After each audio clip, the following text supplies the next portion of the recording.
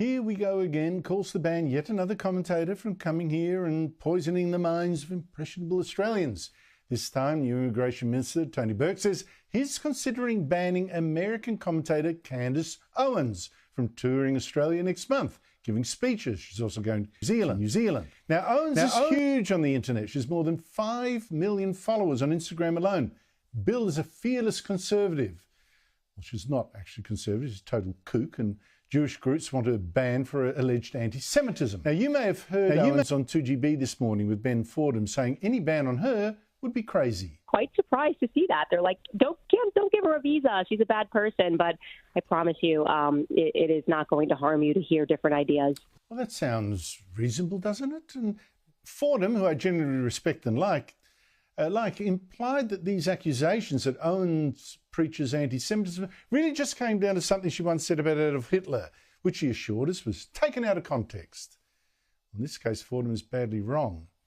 Owens is a sick woman, and it shocks me that Australians are paying $95 a head to hear a woman who claims, for instance, that Israel may have been created by a secret sect of child-sacrificing pedophiles just claiming to be Jews. Frankists, she calls them. What's your take on this heated exchange? Who made the strongest point? Drop your thoughts in the comments and join the conversation below. Trying to control the world. All of them classic Jew-hating lies. Catholics and Christians were going missing on Passover, and then they would find bodies, across Europe, and they were able to trace them back to Jews. Blood libel.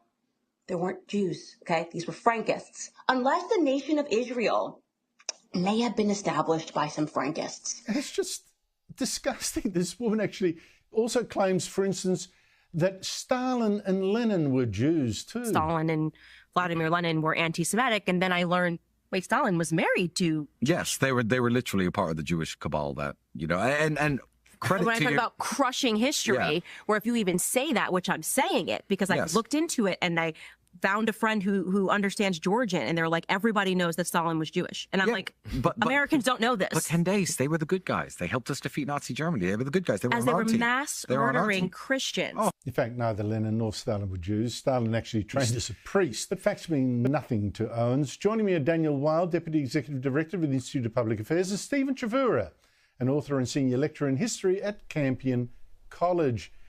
Look, Stephen, we've had both Liberal and Labor governments ban too many people for shocking reasons, Milo Yiannopoulos, for instance, and this kind of censorship is very dangerous. But should Candace Owens be the one person we can agree who really should be banned? I don't know. I don't think so. I have to say, though, Candace Owens has just been one of the big disappointments over the last year. I mean, I was a huge fan of hers when the Black Lives Matter riots were taking place, and she spoke out really persuasively against it all. But the last year, she's just gone completely off the rails. But no, I don't think she's the kind of person who should be banned.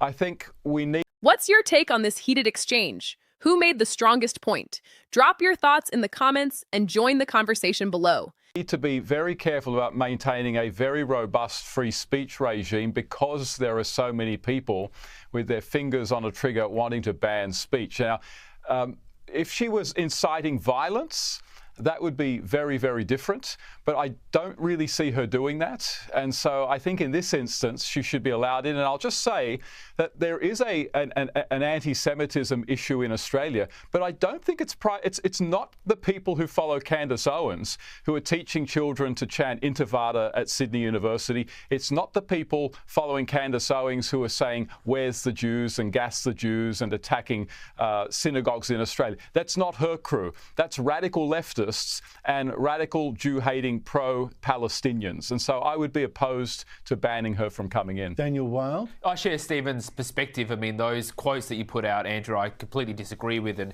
if Candace does make it to Australia, and I don't think she will, but if she does, I won't be going to her events. But she was really a rising star in the US conservative movement, and over the last 6 to 12 months, something very strange has happened.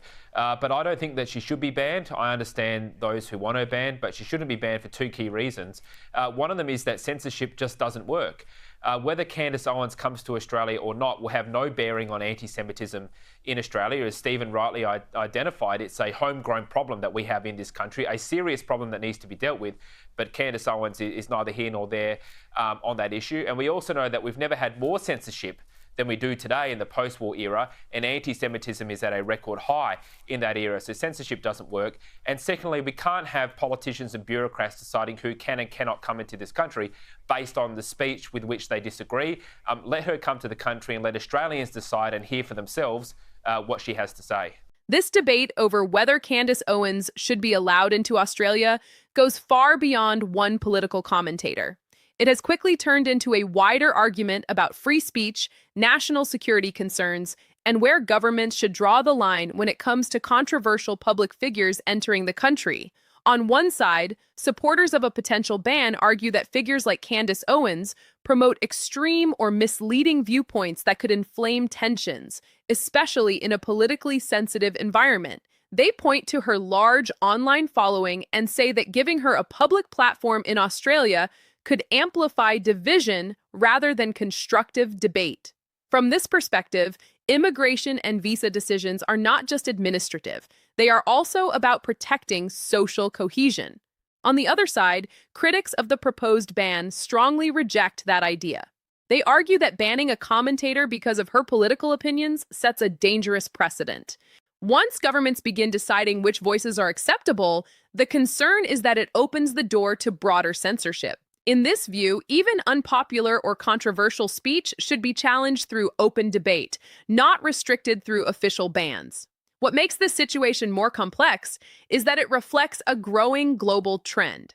Across many democratic countries, there is increasing tension between free expression and efforts to regulate speech seen as harmful or divisive.